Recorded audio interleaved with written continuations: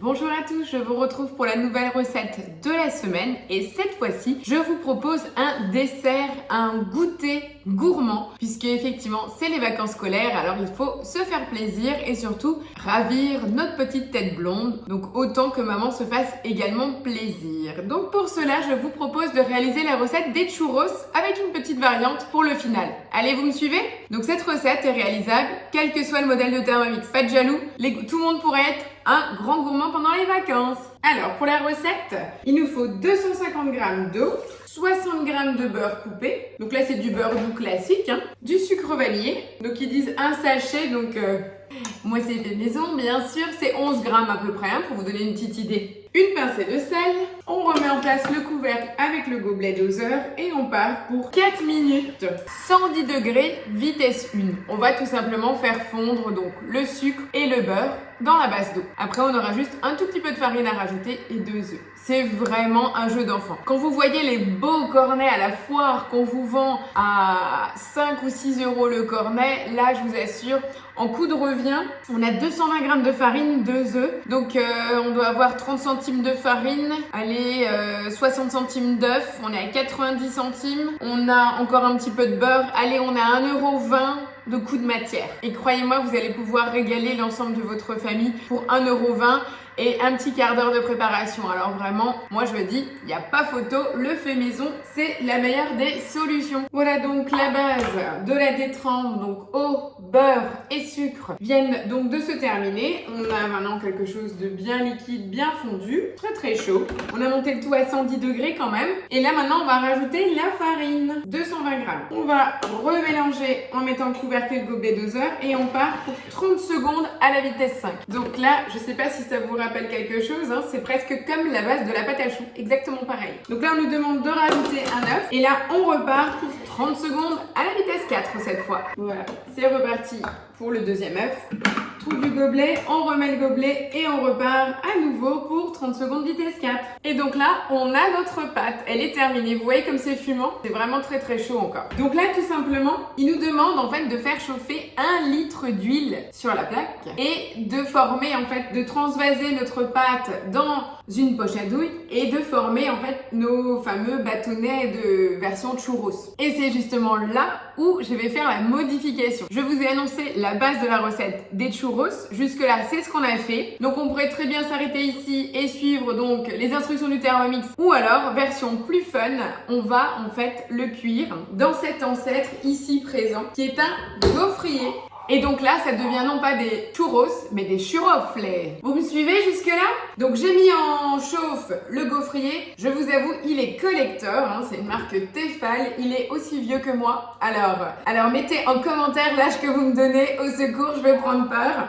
En tout cas, je peux vous dire qu'à l'époque, il n'y avait pas d'obsolescence préprogrammée sur l'électroménager. Et ce gaufrier est plus que collector parce qu'il s'agit du cadeau de communion de mon conjoint. Voilà pour la petite histoire. En tout cas, il chauffe, il fait le job, c'est tout ce qu'on lui demande. Donc pendant ce temps que lui chauffe, on va tout simplement transvaser la pâte dans une poche à douille. Donc je vous rappelle l'astuce du panier de cuisson pour remplir une poche. Donc là, je ne vais pas mettre de douille, c'est pas nécessaire. Donc je vais couvrir en fait le panier de cuisson pour intégrer donc la pâte dans ma poche. En tout cas, le gaufrier, je peux vous dire, il fume.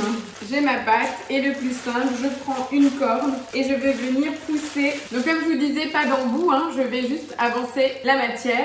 Donc le gaufrier, c'est sans effets spéciaux. Donc en fait, pourquoi ça fume, c'est que j'ai tout simplement imbibé un essuie-tout d'un tout petit peu de matière grasse pour tout simplement déposer ma pâte et pouvoir décrocher mes churrofles. Et donc du coup, je vais venir déposer une bande, voilà, et je referme. Donc là, c'est une version déjà plus rigolote et puis surtout avec beaucoup moins de matière grasse, même si j'en fume toute la maison. Mais voilà, c'est vraiment un truc rigolo. Vous avez vu, ça fait hyper rapidement, très peu de matière, très peu d'ingrédients. Et on peut servir ça aussi bien avec une succulente sauce caramel beurre salé. Et également, dites-moi si vous préférez la version cuite dans l'huile ou alors plutôt en version gaufre. Vous pouvez également intégrer en fait dans la cuisson des petits bâtonnets si vous voulez le faire en plus petit pour vraiment le côté drôle de la dégustation. C'est à vous de voir, hein. On peut faire des plus petites, les mettre sur un pic pour les manger comme ça ou alors vous faites comme des petites bandes. C'est vraiment comme on a envie au niveau de la présentation. Comme vous le savez, mon intérêt de ces vidéos, c'est tout simplement vous donner des astuces pour surtout optimiser votre Thermomix et que vous en soyez parfaitement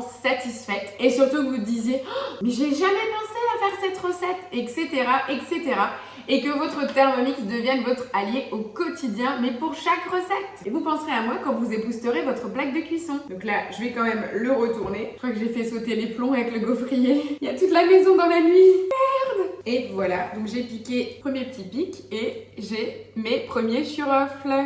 Donc voilà, je vais continuer. Et ainsi de suite, vous allez donc pouvoir dresser, voilà, une petite bande, tac. Je laisse vraiment cuire et après en fait, je pique dedans les petits pics à brochette. Moi, je trouve que c'est une super idée. Et là, avec la gourmandise, faut peut-être goûter en direct, non? Ah, c'est très très chaud. Je peux les laisser cuire un petit peu moins longtemps, c'est très croustillant. Pour moi, c'est vendu. Bon, vous voulez que je déguste en live? Voilà, ça c'est fait. La gourmandise a pris le dessus. Voilà, la recette est tout simplement finie. Je vais continuer à les garnir. Je vais vous les présenter sur une petite assiette. Voilà, caramel au beurre salé, pâte à tartiner, confiture, saupoudrer un peu de sucre glace, version sucrée, salée. Voilà, ça se forme. Il n'y a vraiment rien de plus à faire. C'est un jeu d'enfant. Bon, je vais finir mon churrofle à la crème de caramel au beurre salé. Je vous retrouve semaine prochaine pour une nouvelle vidéo. J'ai hâte de voir le nombre de commentaires sur celle-ci et qu'est-ce qui va en ressortir. En tout cas, je vous souhaite un très beau goûter gourmand avec vos enfants. Vive les vacances et à la semaine prochaine. Ciao, ciao!